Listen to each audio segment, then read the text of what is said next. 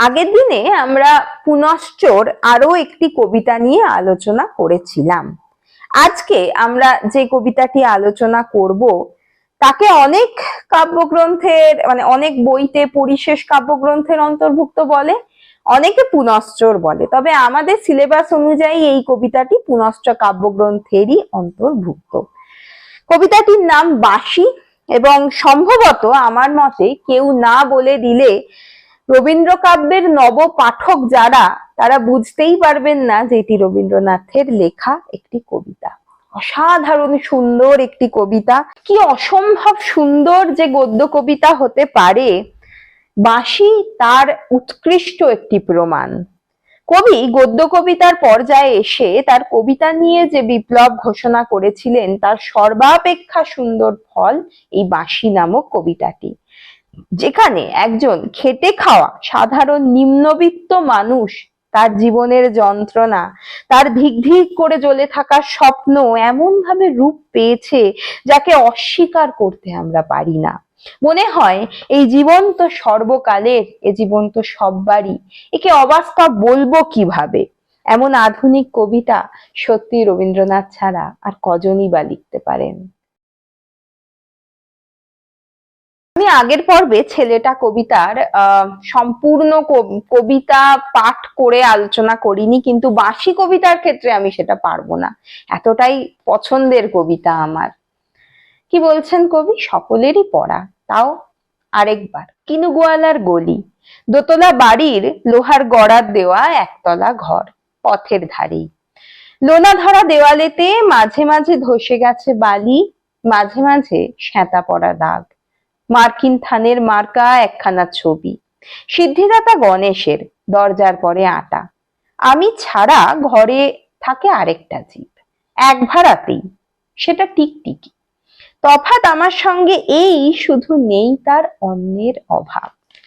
কবিতা যে সময়ে রবীন্দ্রনাথ লিখছেন সেই সময়কালটা উল্লেখ করা বেশ গুরুত্বপূর্ণ।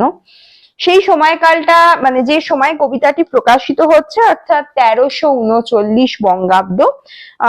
এই সময় হচ্ছে তখনও দ্বিতীয় বিশ্বযুদ্ধ শুরু হয়নি, কিন্তু দ্বিতীয় বিশ্বযুদ্ধের যে পটভূমি সেটা খানিকটা রচিত হচ্ছিল। এবং এর আগে আমরা জানি প্রথম মহাযুদ্ধ বেশ কয়েক বছর আগে ঘটে গিয়েছে। এই যে মধ্যবর্তীকালীন সময়টা, এই সময়টাতে আমাদের বাংলার বা কলকাতার, শহর কলকাতার বুকে এক ভয়ঙ্কর পরিবর্তন ঘটছে। দ্বিতীয় বিশ্বযুদ্ধের পর আরো বেশি করে ঘটবে, কিন্তু এই সময় ঘটছে। কি হচ্ছে না, নতুন চাকুরিজীবী সমাজের একটা উত্থান দেখা যাচ্ছে, এবং তাদের আমরা ঠিক মধ্যবিত্ত বলতে পারছি না, তারা নিম্নবিত্ত। তাদের এই 10টা 5টার খেটে খাওয়া চাকুরিজীবী যে জীবন, তাতে তারা অবস্থান করছে, কিন্তু তারা কেউ যেন সুখী নয়। এই যে একাকিত্ব, গ্রাম থেকে হয়তো এই ছেলেটি চলে এসেছে শহরে, এসে একা বসবাস করছে, চাকুরি করছে, একজন সাধারণ মানুষের যে রোজকার জীবন, তাতে কোনো আড়ম্বর থাকে না। শুধু আড়ম্বর বলবো কেন, কোথাও যেন ভালো থাকাটাও নেই। এই যে প্রত্যেকটা পংক্তি কবিতার, কিনু গোয়ালার গলি, দোতলা বাড়ির লোহার গড়াদ দেওয়া একতলা ঘর, পথের ধারেই। রবীন্দ্রনাথ এর আগে এত পুঙ্খানুপুঙ্খ বর্ণনা কিন্তু কবিতায় করেননি। এমনকি এই যে ঘরের বর্ণনা, লোনা ধরা দেওয়ালেতে মাঝে মাঝে ধসে গেছে বালি, মাঝে মাঝে শ্যাঁতা পড়া দাগ, মার্কিন থানের মার্কা একখানা ছবি, সিদ্ধিদাতা গণেশের, দরজার পরে আটা। এই ভগবানের প্রতি বিশ্বাস আমি রাখছি, কিন্তু লোনা ধরা দেওয়াল, যেখান থেকে চারিদিক থেকে বালি পলেস্তারা খসে পড়ছে, এইরকম একটা জীবনের মধ্যে অবস্থান করছেন এই কবিতার যিনি কথক, এই সময়ের যিনি বলা যেতে পারে একজন ধারক। এবং এই যে বলছে যে আমার সঙ্গে থাকে আরো একটা জীব, একটা টিকটিকি, একই ভাড়াতে, কিন্তু পার্থক্যটা হলো যে আমার অন্যের অভাব আছে, নেই তার অন্যের অভাব। নিজের অবস্থাকে নিয়ে ব্যঙ্গ করছে। বেতন 25 টাকা, সওদাগরি অফিসের কনিষ্ঠ কেরানি। খেতে পাই দত্তদের বাড়ির ছেলেকে পড়িয়ে।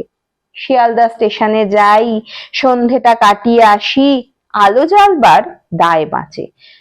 আগেই বললাম, পুঙ্খানুপুঙ্খ বর্ণনার অনুযায়ী আমরা জানতে পাচ্ছি এর বেতন 25 টাকা। সওদাগরি অফিসের একজন খুব লোয়ার লেভেলের কেরানি, কিন্তু খেতে পাই দত্তদের বাড়ির ছেলেকে পড়িয়ে। এই যে একটা একাকিত্বের জীবন, এই যে একটা টানা পোড়েনের জীবন, এই বিষয়টা প্রকট হয়ে উঠছে কটি লাইনের মাধ্যমে। বিকেল বেলায় আলো জ্বালবার দায় বাঁচবার জন্য তাকে যেতে হয় রেল স্টেশনে। শুধু আলো জ্বালবার দায় কি না, একাকিত্ব, কি ভয়ানক একাকিত্বের কথা বলছেন রবীন্দ্রনাথ। ইঞ্জিনের ধস ধস, বাঁশির আওয়াজ, যাত্রীর ব্যস্ততা, কুলির হাঁকাহাঁকি, 10:30 বেজে যায়। তারপর ঘরে এসে নিরালা নিঝুম অন্ধকার। এই যে স্টেশনে একা বসে থাকা অবস্থাটার মধ্যে দিয়ে তার মনের ভেতরের বেদনাকে সে খুঁড়ে জাগাতে চায়। বাঁশির আওয়াজে তার মনে পড়ে যায় ধলেশ্বরী নদীর তীরের একটি দিনের কথা। ধলেশ্বরী নদী তীরে পিসিদের গ্রাম, তার দেওরের মেয়ে অভাগার সাথে তার বিবাহের ছিল ঠিকঠাক, লগ্ন শুভ, নিশ্চিত প্রমাণ পাওয়া গেল। সেই লগ্নে এসেছি পালিয়ে, মেয়েটা তো রক্ষে পেলে, আমি তথই বচ। ঘরেতে এলো না সে তো, মনে তার নিত্য আসা যাওয়া, পরনে ঢাকাই শাড়ি, কপালে সিঁদুর। ফ্ল্যাশব্যাক সিনেমার মতো ভঙ্গিতে রবীন্দ্রনাথ নিয়ে যাচ্ছেন পেছনে। ওই স্টেশনে বসে বসে সেই যাত্রীদের হাঁকাহাঁকি, বাড়ি ফেরা, সমস্ত কিছুর মধ্যে ট্রেনের বাঁশির শব্দে মনে পড়ে যায় ধলেশ্বরী নদীর তীরে যেখানে তার একটা সংসার হবার কথা ছিল। সে পালিয়ে এসেছে কারণ দায়িত্ব নেবার ভয়, সমাজের প্রভাব এসে পড়েছে তার কাঁধে। সে বলছে, মেয়েটা তো রক্ষে পেলে, আমি তথই বচ। ঘরেতে এলো না সে তো, মনে তার নিত্য আসা যাওয়া, পরনে ঢাকাই শাড়ি, কপালে সিঁদুর। একটা অপূর্ণ স্বপ্ন নিয়ে বেঁচে থাকা এই একাকিত্বের জীবনে। পরেই হঠাৎ করে বাস্তবে ফিরছেন এই কথক। বর্ষা ঘনঘোর, ট্রামের খরচা বাড়ে, মাঝে মাঝে মাইনেও কাটা যায়। গলিটার কোণে কোণে জমে ওঠে, পচে ওঠে আমের খোসা ও আঁঠি, কাঁঠালের ভুতি, মাছের কানকো, মরা বেড়ালের ছানা, ছাইপাশ, আরো কত কি যে। ছাতার অবস্থাখানা জরিমানা দেওয়া মাইনের মতো, বহু ছিদ্র তার। আপিসের সাজ গোপীকান্ত গোসাইয়ের মনটা যেমন সর্বদাই রসসিক্ত থাকে, বাদলের কালো ছায়া স্যাঁতস্যাঁতে ঘরটায় ঢুকে কলে পড়া ঝুন্টুর মতো মূর্ছায় অসাড়। দিনরাত মনে হয় কোন আদমরা জগতের সঙ্গে যেন আষ্টে পৃষ্ঠে বাঁধা পড়ে আছি। এই অংশটা পড়লে কোথাও গিয়ে যেন আমাদের মনে হয় এক ঝলক জীবনানন্দ পড়ছি। অদ্ভুত ব্যাপার, কিন্তু রবীন্দ্রনাথের কবিতায় এই জিনিস কোনোদিন আগে আসেনি। হঠাৎ করে বাস্তবে ফিরে বাস্তবের মাটিকে দেখা, যে বর্ষা এলে বর্ষা রোমান্টিক ঘনঘোর নিয়ে আসছে না, সে আসছে কিরকম, বাদলের কালো ছায়া স্যাঁতস্যাঁতে ঘরটায় ঢুকে কলে পড়া জন্তুর মতো মূর্ছায় অসাড়। দিনরাত মনে হয় কোন আধমরা জগতের সঙ্গে যেন আষ্টে পৃষ্ঠে বাঁধা পড়ে আছি। কি ভয়ঙ্কর সত্যতা নিয়ে, বাস্তব নিয়ে বর্ষা আসে, যে বর্ষা এলে মাইনে কাটা যায়, বর্ষা এলে চারিদিকে একটা বিষাক্ত গন্ধ ছড়িয়ে পড়ে, পচা গন্ধ, ভিজে মাটির গন্ধ নয়। গলির মোড়েই থাকেন কান্তবাবু, যত্নে পাট করা লম্বা চুল, বড় বড় চোখ, শৌখিন মেজাজ, কর্নেট বাজানো তার শখ।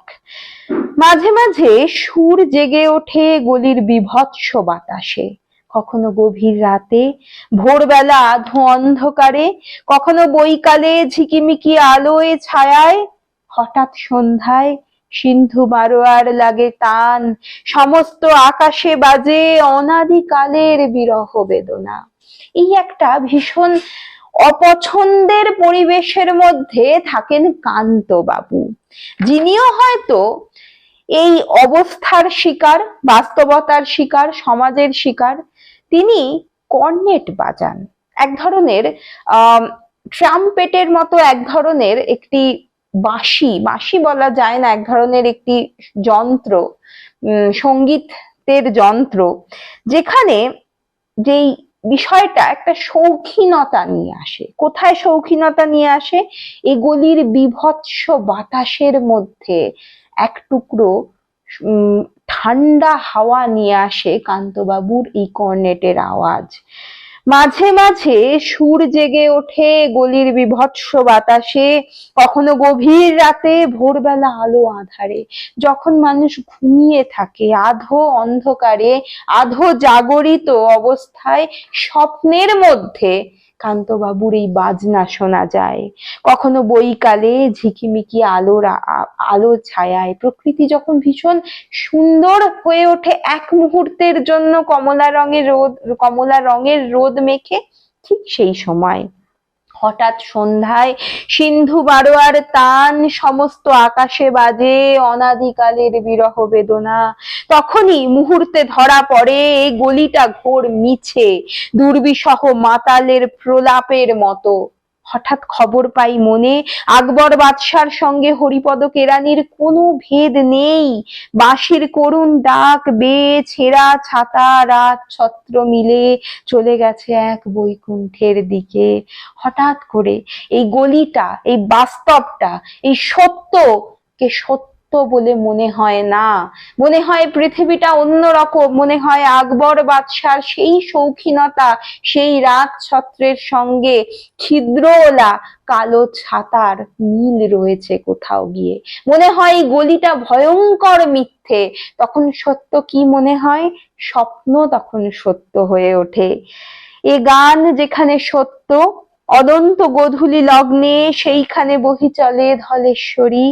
তীরে তমালের ঘন ছায়া আঙিনাতে, যে আছে অপেক্ষা করে, তার পরনে ঢাকাই শাড়ি, কপালে সিঁদুর। এই কবিতার প্রেক্ষাপট যাকে নিয়ে, তার আর্থিক অবস্থাই তার পরিচয়। চাকুরিজীবীর বাংলা, নিম্নবিত্ত সমাজের বাসস্থান আর খাবার খরচের একারই অবস্থা তথৈবচ। এমন অবস্থা মানুষের স্বপ্ন দেখার সাহসকে ভেঙে দেয়।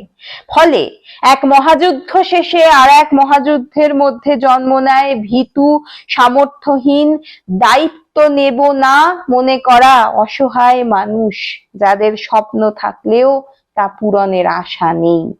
কবি কত নিখুঁত ভাবে সর্বকালের এই সত্যকে দেখান। কেবল কর্নেটের পিতল শরীরের ঠান্ডা যে স্পর্শ, যে বাঁশির করুণ স্বর কেবলমাত্র এই সমাজকে ভুলিয়ে রাখে।